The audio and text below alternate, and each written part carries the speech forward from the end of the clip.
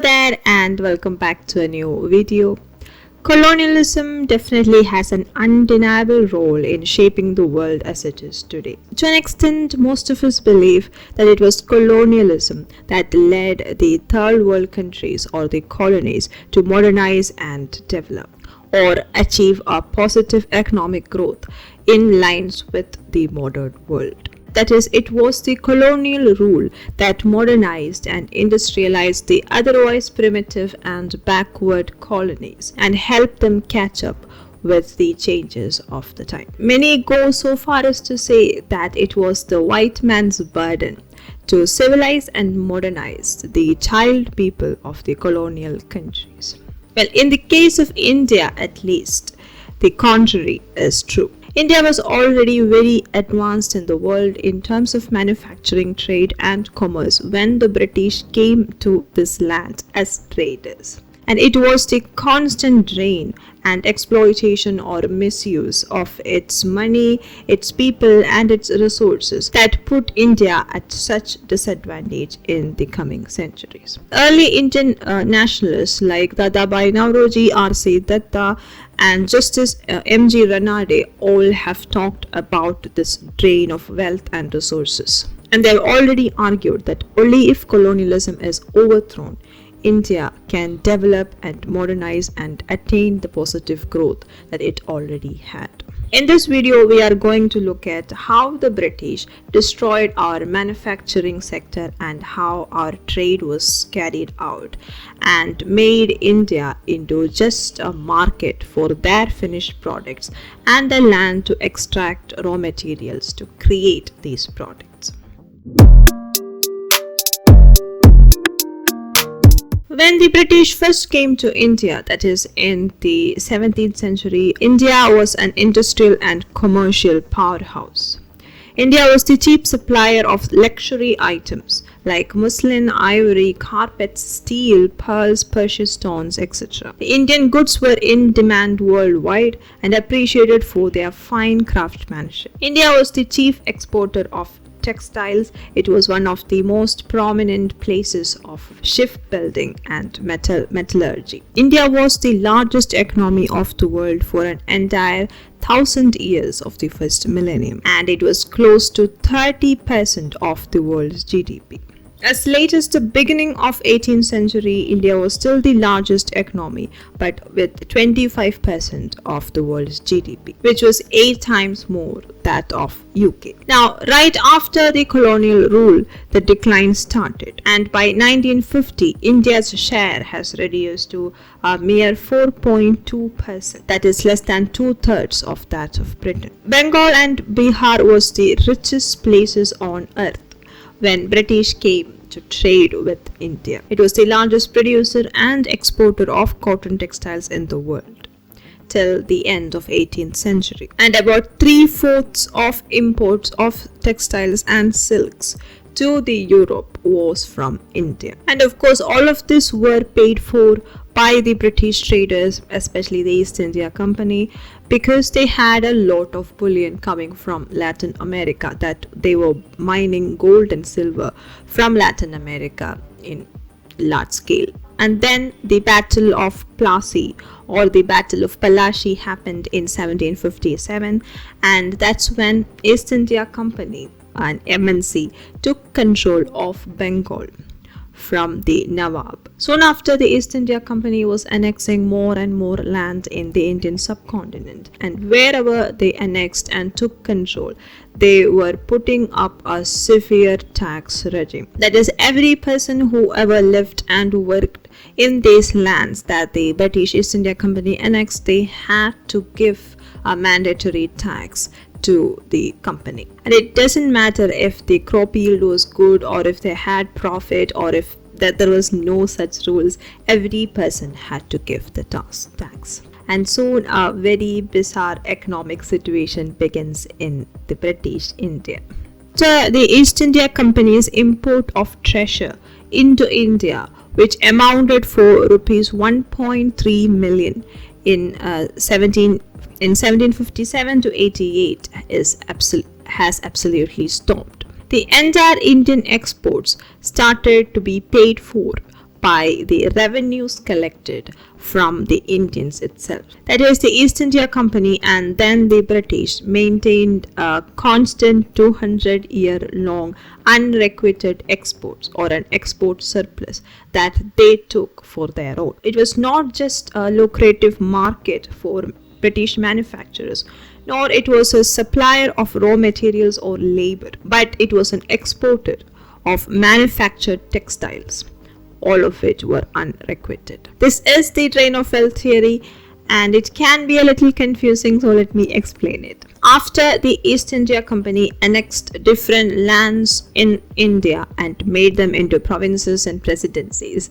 they did two or three of these things. First thing was they started monopolies. There was salt monopoly, there was opium monopoly, there was tea monopoly, and so on. Only the East India Company could produce these things, nobody else.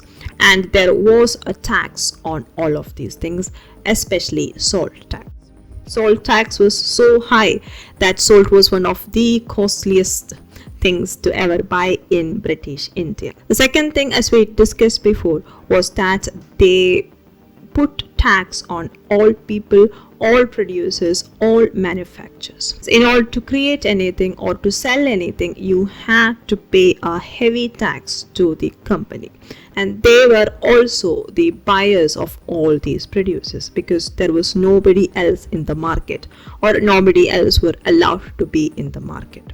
So with the revenue they collected from the people of India, they were able to buy these things, and all the monetary surplus that they got from the exports and also from the tax were never returned to India but used elsewhere for the development of Britain and also for the development of East India Company. So imagine our government taking all these taxes from us and never giving anything back to us, and also buying stuff from us and never giving us the money that we require. Obviously, we would go into absolute poverty. That's exactly what happened from Bengal to Madras to Gujarat, everywhere. This period of British colonialism was termed as the mercantilism age, where they were using all this tribute to grow and develop their own nations, while the colonies were drained. The souls of the colonies were being drained. There were constant famines and poverty. And that was all changing in the 18th century when British itself began to industrialize.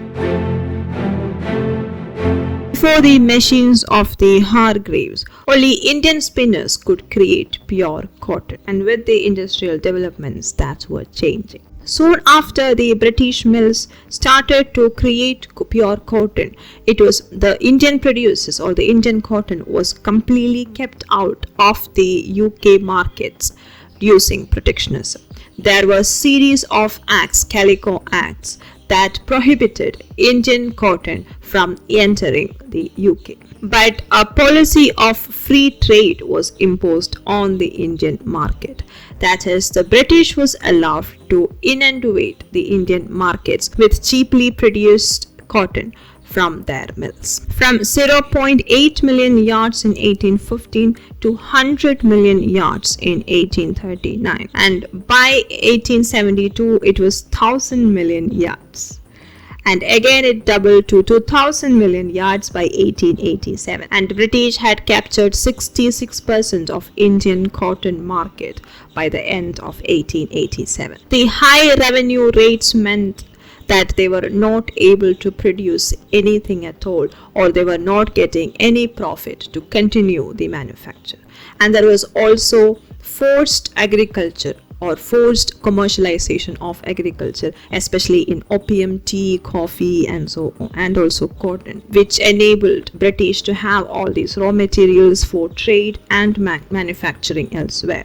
Because of all these factors, the Indian manufacturers were turning to other livelihoods, including cigarette making and agriculture, or they were dying out of poverty. The Indian metallurgy and shipbuilding also had the same fate. Because of high tariff rates, the cost of production was definitely very high, and because of the extraction of raw materials, they were not being allowed to make the same kind of products anymore. And similar to many of the traditional roles and many of the traditional livelihoods, including sword making, warfare, handicrafts, silk, gold, diamond, all of these industries in India was under severe stress. It is in this context of exploitation and deindustrialization of India that the brilliance of the movements started by Gandhiji really comes to forth. And it started with the Swadeshi Movement of 1905, where he urged all Indians to boycott all foreign products. And then there is the non-corporation movement and the civil disobedience movement, where he urged Indians not to comply with all the unjust laws put on us by the British, and that also included breaking the salt monopoly in the Dundee March, and that literally ended the salt monopoly and the salt tax levied on Indians by the British. Partly because of these movements, the Indian traders and manufacturers were able to gain control of the domestic market. At least we still could not export anything, but at least we could sell things within. The First World War and the economic depression that followed really changed British policies. Even though the drain of wealth and drain of resources continued unabated, there were still import duties put on goods from 3.5% in the 1890s to 25% for British cotton goods in 1931, and the Indian manufacturers really benefited from that tax cut. Now we also know that as early as the 1870s, industrialists like Tata had already set up cotton mills, and Indian industrialists like Bajaj, Birla and so on were already coming up against all the barriers and restrictions put by the British on Indian industrialization and trade. Their stories are really inspiring, and I have made a video on it last Independence Day, so please check it out if you're interested to know how they were able to capture the Indian market against the tyranny of British. I'm sure now it's very clear that it was not because of the lack of technology, advancement, manpower, wealth or resources that the colonies looked backward and primitive or not modern or industrialized. It was because of the constant loot and drain of the metropolis. When it comes to India, that is also why the British considered India the jewel in the crown. As Curzon, the British viceroy at the turn of the 19th century, said, India was the pivot of the British Empire, and if the empire lost any other part of its dominion, it would survive. But if it lost India, the sun would set on the empire, because that was the amount of revenue, the resource, manpower and everything that it was draining from our country. Imagine if India was not colonized by the British, if with the amount of advancements and industrialization or manufacturing it had already known, and with the amount of exports and revenue that it was getting from all of this, how far advanced it would have reached without colonialism. Just if she could trade freely and use the revenue collected from her own people, how far it would have reached. So I hope you found this video informative. If you did, please do share it with somebody else, and please comment what you think about all of this. Subscribe to this channel for more content like this, and until we meet next time, bye bye. Well, it goes without saying that I don't have a sponsor yet, but not to worry, I will sponsor my own video, more precisely my book with. This is the first book that I wrote. It's a realistic fiction novel about 4 teens in a city enmeshed in a life of drugs, love, violence and chaos. A tale of isolation and desperation one feels among known strangers in an unknown city. Well, this book is available on Amazon and Flipkart. The links will be in the description. I will also share the link to the video trailer of the book, so check them out.